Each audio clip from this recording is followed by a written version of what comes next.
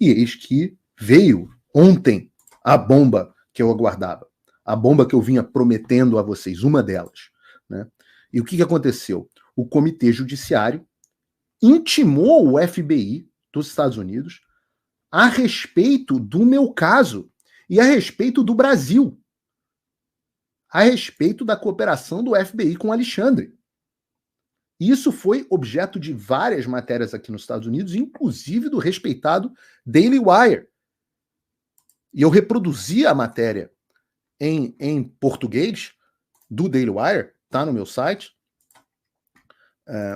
E eu sempre falo para vocês que você pode ter todas as... Isso não vai sair na mídia brasileira, ou talvez parece que saiu alguma coisa na Gazeta do Povo, mas parcialmente. Você vai ter as reportagens que importam em português no meu site, paulofigueiredoshow.com. Você pode se inscrever, inclusive de graça, lá para receber um e-mail no fim do dia com as principais notícias.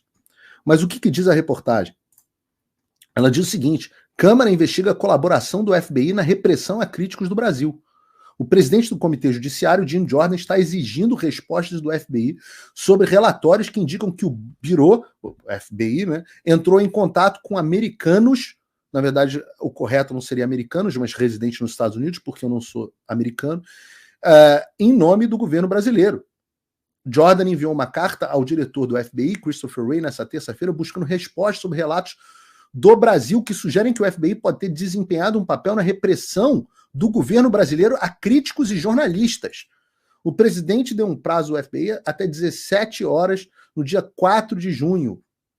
E aí, melhor do que eu simplesmente ler a reportagem do Daily Wire, é que eu recebi, por uma gentileza do Congresso, uma cópia do documento. E eu prefiro abrir o documento e ler para vocês aqui na íntegra, no documento original. Tá? E o que diz o texto? Está assinado, né, como vocês estão vendo, pelo Jim Jordan, que é o presidente do Comitê do Judiciário dos Estados Unidos, e está aqui ao diretor-geral do FBI. O que diz o texto? Caro diretor, eu vou ler aqui, obviamente, em português para vocês. Vou dar um gole de água que eu estou falando para caramba. Então, vocês estão vendo a data, 21 de maio. E tá aqui, ó. Caro diretor Wray, presta atenção porque o linguajar aqui é muito duro em relação ao Brasil. O Comitê Judiciário e o Subcomitê Seleto sobre a armamentização, né, weaponization, do governo federal estão conduzindo uma supervisão de como e em que medida o Poder Executivo coagiu ou conspirou com empresas e outros intermediários para censurar discursos legítimos. Escrevemos sobre relatos de que o FBI, o Federal Bureau of Investigation, está trabalhando com o governo do Brasil para contatar 2 residentes nos Estados Unidos, incluindo um jornalista alvo do governo brasileiro em ordens de censura. Moá, né? Esse que vos fala. De acordo com os relatos recentes, o governo brasileiro está tentando coagir a X a bloquear certas contas em sua plataforma de mídia social que o governo brasileiro considera estar espalhando desinformação. Depois que a X se posicionou em apoio à liberdade de expressão online, um juiz brasileiro, Alexandre de Moraes, famosão, abriu uma investigação sobre a X e o seu proprietário Elon Musk por se recusar a ceder às demandas de censura no Brasil.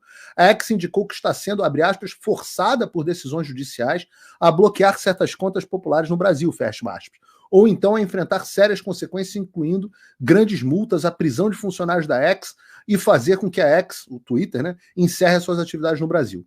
O comitê, ou seja, essa é a cooperação que está em curso entre o Elon Musk e o Comitê Judiciário. Ou seja, muitas das conversas que a gente tem aqui, das discussões que a gente tem aqui, será que o Musk mudou, tirou o pé, etc, etc. Essa carta mostra que a cooperação entre o Comitê Judiciário e o Musk está em curso. O comitê e o subcomitê seleto souberam por documentos obtidos por intimação que o TSE e o STF ordenaram a X, o Rumble e outras plataformas de mídia social que suspendessem ou removessem mais de 100 contas desde 2022.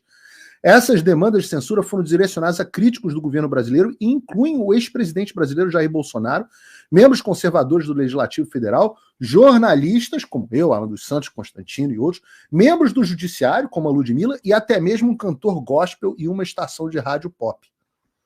No Brasil, veículos de notícias relataram recentemente, e ele está falando, eles colocam aqui a notícia do Paulo Capelli no Metrópolis, que o FBI, em nome do governo brasileiro, procurou 2 residentes dos Estados Unidos, incluindo um jornalista alvo de algumas ordens de censura em tribunais brasileiros.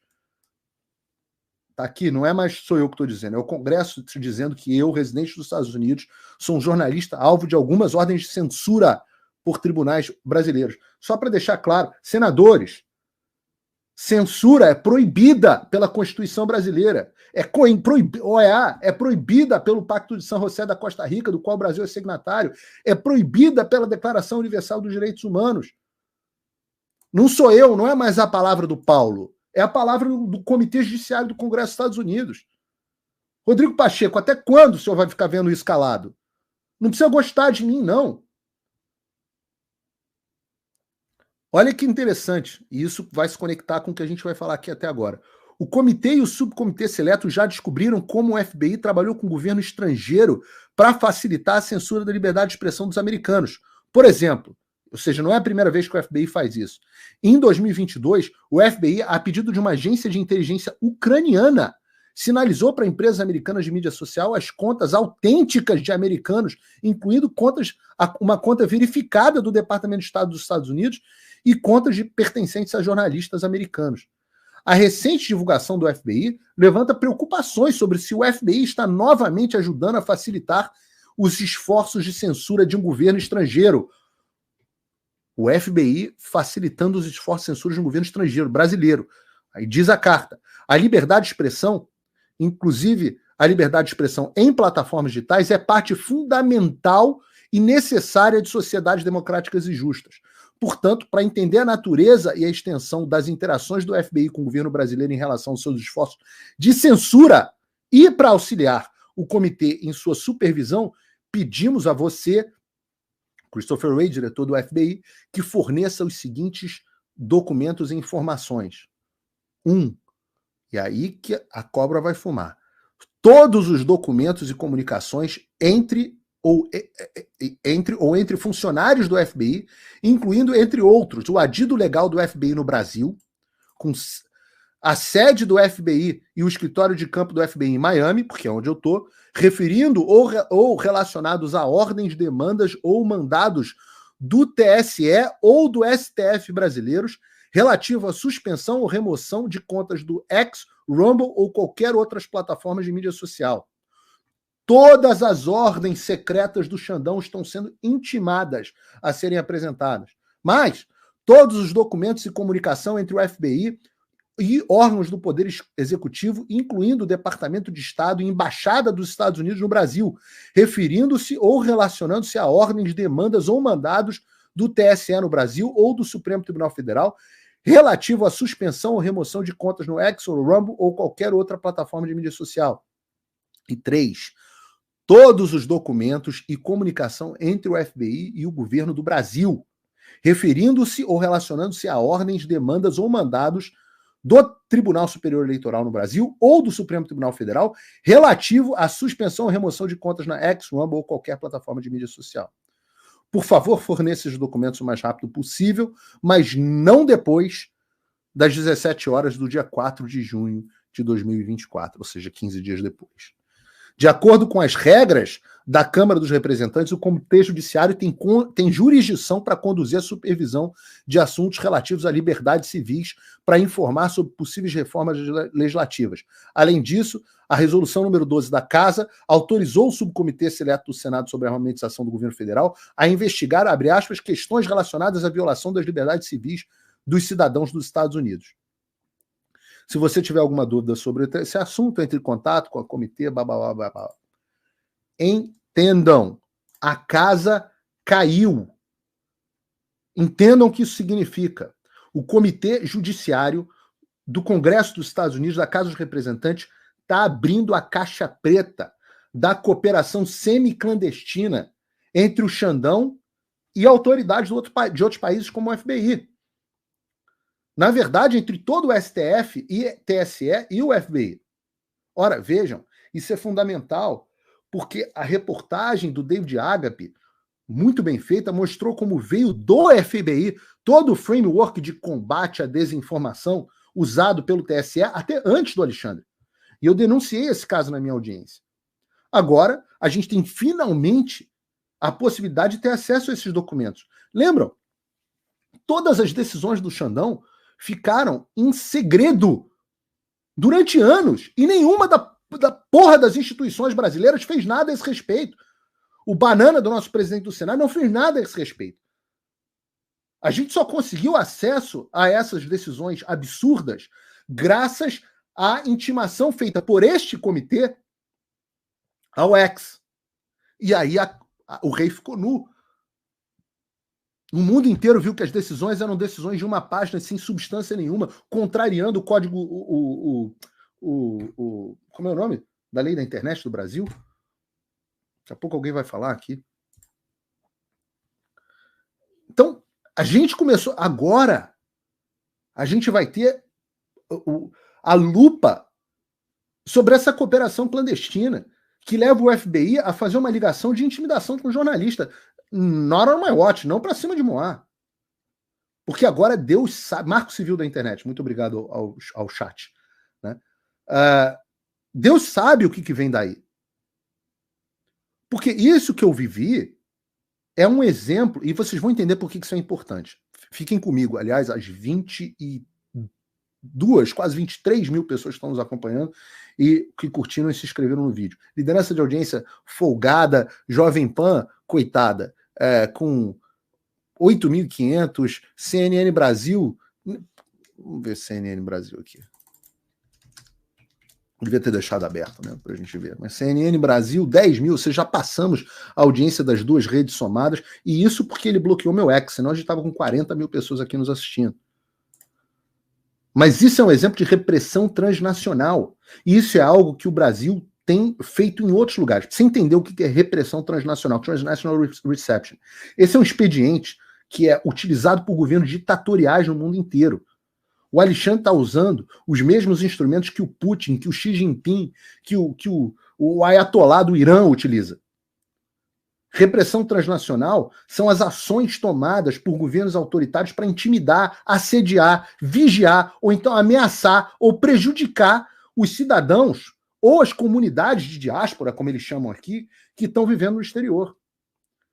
São atividades com o objetivo mesmo de silenciar a dissidência, manter o controle sobre as pessoas que saíram do país, desses regimes, e muitas vezes utilizam países que valorizam. Então você tem essas táticas, tem vigilância, ameaça a membros da família que ficaram no país, você tem os pedidos de deportação, você tem a colocação do nome na lista da Interpol. É a coerção mesmo, para tentar calar. O cara vê o jornalista e fala assim, pô, o que eu posso fazer? Cancelamento de passaporte? Repressão transnacional. Colocar em nome da lista da Interpol? Repressão transnacional. Botar o FBI para ligar para o cara sem seguir os canais de cooperação formais? Repressão transnacional. Nos Estados Unidos, eu digo, isso é comum. Rússia, Irã, China fazem isso. A China chegou a fazer delegacia clandestina que sequestrava o cara e levava o cara de volta para o país dele. O Brasil ainda não tem organização para isso. Então, a forma mais comum desses mecanismos de intimidação são o que eles fizeram comigo. Ou então a Interpol, como eles fizeram com o Alan, e agora estão fazendo com os presos do 8 de janeiro. E é protocolar fazer isso, mas não para presos políticos. E o que a gente está caracterizando aqui, o que a gente está caracterizando nesse documento, é que essa ação é feita por razões políticas. Vocês vejam, por exemplo, no Paraguai, você tem as cooperações feitas nas coxas, com a Interpol e com as autoridades locais. Vocês lembram de como o Bismarck foi preso? O Bismarck do Hipócritas? Ou como a Cris Gremel, minha querida amiga Cris Gremel, futura prefeita de Curitiba, ela denunciou na Gazeta do Povo um outro caso, né? O caso daquela Riene Munhoz, não sei se vocês lembram, que ela não foi presa, mas teve uma lista, o nome dela colocado na lista de supostos financiadores dos ônibus, que foi justamente o objeto dessa operação de hoje da Polícia Federal. E aí ela fugiu para o Paraguai. Só que 8 meses depois, ela recebeu uma mensagem do governo paraguaio, e parece que foi parecido com o Bismarck, né? Solicitando o comparecimento dela para uma autorização cadastral. E aí chegou no lugar, foi surpreendido por uma emboscada, presa pela Interpol, com policiais armados, vários veículos, etc., segundo o relato da Cris Grêmio.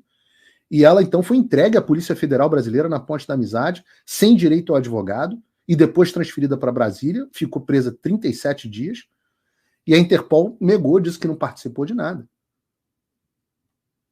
Então, é uma operação clandestina, é muito parecido com o que os chineses fazem. Ela foi sequestrada. Então, você tem esses governos internacionais autoritários usando esse sistema de notificação da Interpol, os Red Notice, para perseguir dissidente político, jornalista. Isso qualquer um, você entenda, qualquer um dos 195 países membros da Interpol, isso virou uma zona. O Red Notice da Interpol virou uma zona.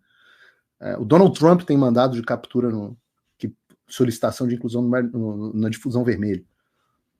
Qualquer um dos 195 países membros pode fazer. Basta uma autoridade mandar. Eu conheci um cara, quando eu fiquei detido aqui, eu conheci um cara que tinha sido detido pelas autoridades de imigração aqui por causa de um Red Notice colocado contra ele pelo pessoal da Irmandade Muçulmana. Ele era...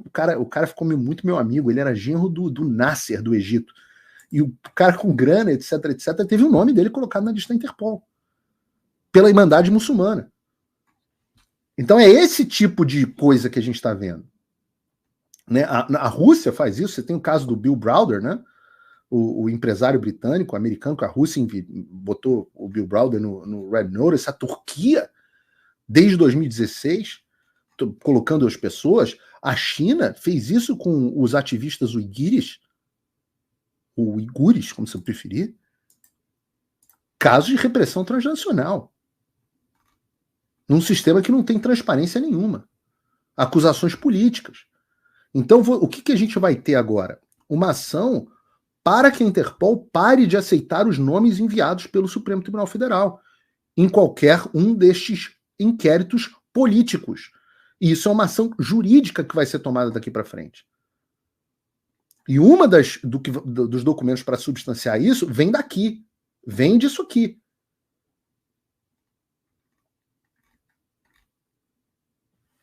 Então é importante que vocês entendam, porque não vai parar por aí, que a Interpol, o FBI, etc., isso faz parte de um modus operandi de ditadores para perseguir e calar o opositor político. É para ver se o Paulo Figueiredo cala a boca. Não vou calar. Pelo contrário. Quando vocês vêm para cima de mim, beleza, vocês têm bastante instrumentos, eu tenho alguns. Eu sou só um homem, né? Mas eu tenho alguns. Um deles está aqui. E digo para vocês, tem um projeto de lei tramitando no Congresso dos Estados Unidos específico à repressão transnacional.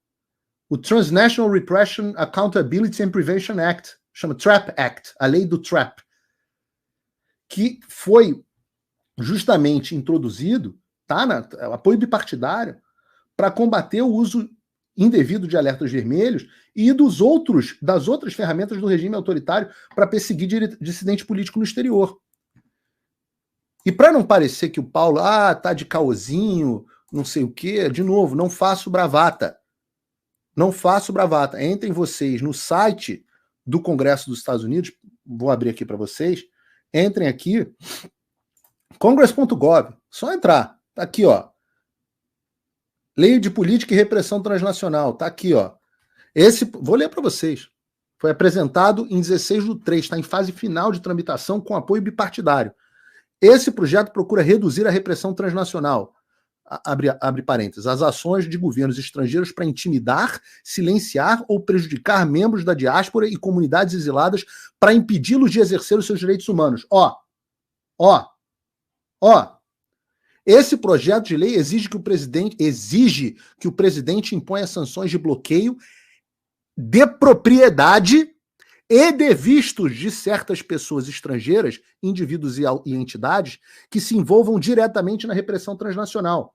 Vocês acham que eu estou pedindo as ordens? Eu não. O Congresso está pedindo as ordens do Alexandre e cooperação com o FBI. Por quê? Eu quero prova documental da repressão transnacional. Esse projeto exige que o Departamento de Estado desenvolva uma estratégia para promover iniciativas que aumentem a consciência sobre repressão transnacional, abordar a repressão transnacional, nomeadamente aumentando os custos da perpetração de atividades repressivas e protegendo indivíduos e grupos visados. 3. Realizar ações de sensibilização para aqueles que são alvos de governos estrangeiros. Além disso, o Departamento de Estado e o Departamento de Justiça devem fornecer formação a determinados indivíduos, por exemplo, funcionários federais relevantes e parceiros responsáveis pela aplicação da lei, como o FBI, sobre aspectos específicos da repressão transnacional. O projeto de lei também orienta a comunidade de inteligência a dar prioridade à identificação daqueles que perpetram repressão transnacional contra a comunidade nos Estados Unidos. Meu amigo, vamos ter provas substanciais e documentais da repressão transnacional do Alexandre. E o que isso diz? O presidente será exigido ao presidente que imponha bloqueio de propriedade e de vistos das pessoas que fizerem essa repressão transnacional. Está aqui. Senado, Comitê de Relações Exteriores, e está também na casa. Está seguindo em duplo e tem apoio bipartidário. E adivinhem quem é o autor e o relator deste projeto na Casa dos Representantes? Amigo do Alexandre, Chris Smith.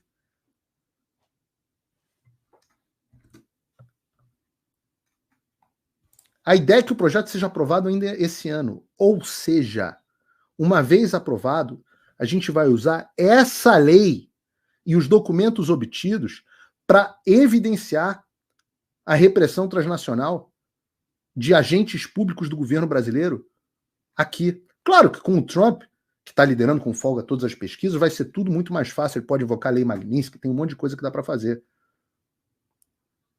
Mas a gente vai ter base documental para fazer os pedidos contra o Alexandre ainda no governo Biden.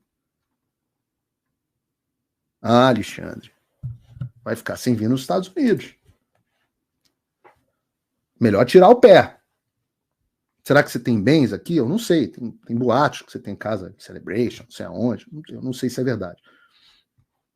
Você tem que explicar lá para o governo, vai explicar para o governo dos Estados Unidos quando você começar a ser investigado. E é chato, ser só investigado já é chato, né? Por repressão transnacional. Eu sei, por exemplo, que o Barroso, eu sei do apartamento em Key Biscayne, eu não sei se é dele, né? Mas está sempre lá, vários vizinhos, amigos meus, etc. Tem nada de errado. Se for declarado, está tudo certo. Mas vai ser bloqueado também? Vai ser investigado por repressão transnacional? Vai ficar impedido de vir para os Estados Unidos? Que é o que me leva à minha próxima pergunta. Né? Até quando